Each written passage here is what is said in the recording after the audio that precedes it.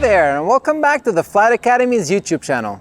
Today we'll be covering power off and power on stalls. Not only are stalls maneuvers that you'll be practicing or demonstrating during your check ride, but mastering stall avoidance and stall prevention and stall recovery is essential in keeping you safe while flying. Now, the difference between power off and power on stalls is that a power off stall is simulating a stall upon landing, whereas the power on stall is simulating a stall upon taking off. First, let's talk about power off stalls, and we're going to demonstrate that in our Cessna 172. But first, please make sure you're subscribed so you don't miss any future training videos.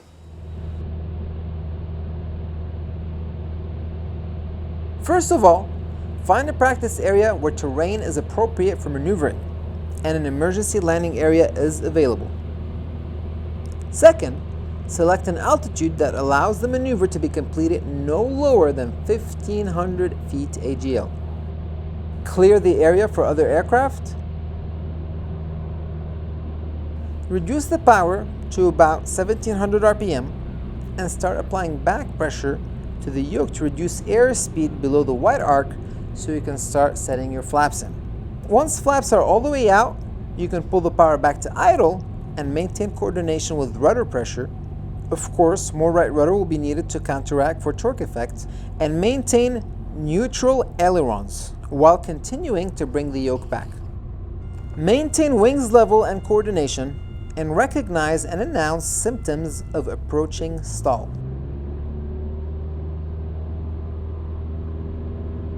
Airspeed and noise level decreases, flight controls become less effective and feel mushy, the stall warning system is activated, and the airframe begins to buffet.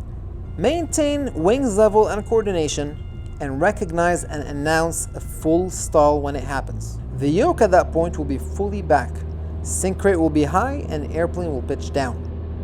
When that happens, release the back pressure on the yoke at full power and then turn carburetor heat off to actually start developing full power, and then level the wings with coordinated aileron and rudder.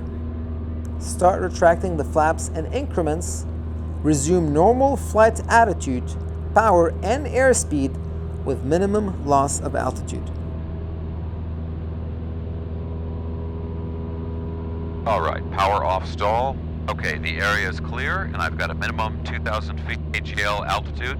Okay, let's start slowing down. I'm gonna reduce power, carb heat comes on, and I'll put in the first notch of flaps. Maintain altitude, continue slowing down, and I'll put in the second notch of flaps. Airspeed's coming down, and full flaps.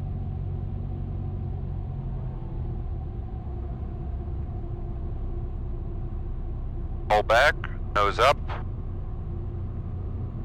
Here comes the stall.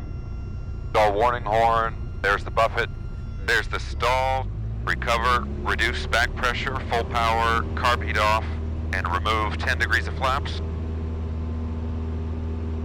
All right, we've got positive rated climb. Flaps 20 to 10.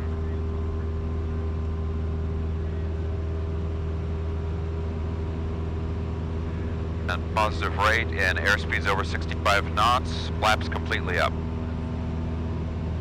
All right, flaps are back to zero and back to straight and level flight.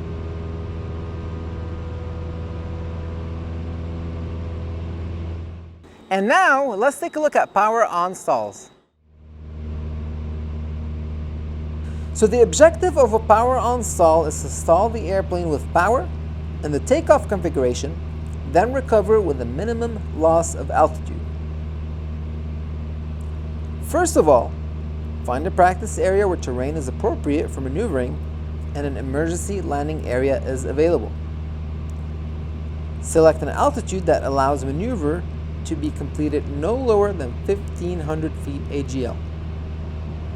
Clear the area of other aircraft and trim the airplane for level, hands-off flight. Do not forget clearing turns.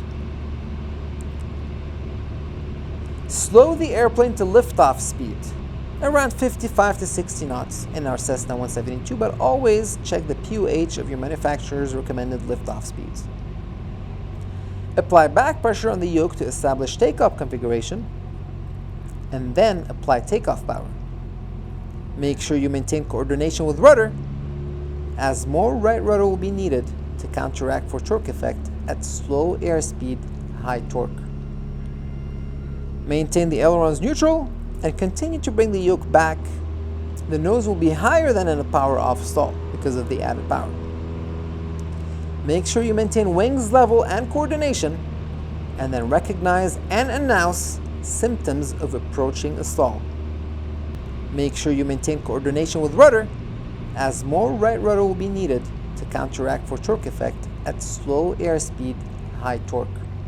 Maintain the ailerons neutral and continue to bring the yoke back. The nose will be higher than in a power off stall because of the added power. The airspeed and the noise level will be decreasing, and the flight controls will become less effective and feel mushy. The stall warning system will be activated, and the airframe will begin to buffet, and then recognize and announce the full stall. Yoke at this point will be fully back. Sync rate will be high, and airplane will pitch down. When that happens, release the back pressure on the yoke and level the wings with coordinated ailerons and rudder.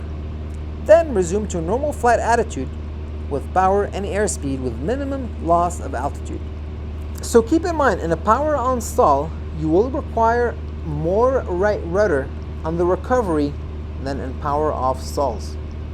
And that is because the airplane will be at a very high angle of attack at very low airspeed with a very high torque and power setting.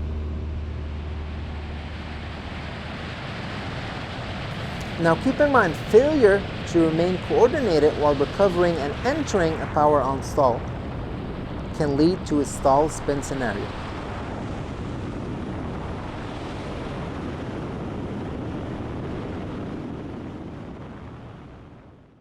Now remember, it is very essential to keep good situational awareness. Many stalling accidents could have been avoided if the pilot only stayed aware of their airspeed and angle of attack. Alright, thanks for watching, and be sure to leave any questions or comments in the comment section below.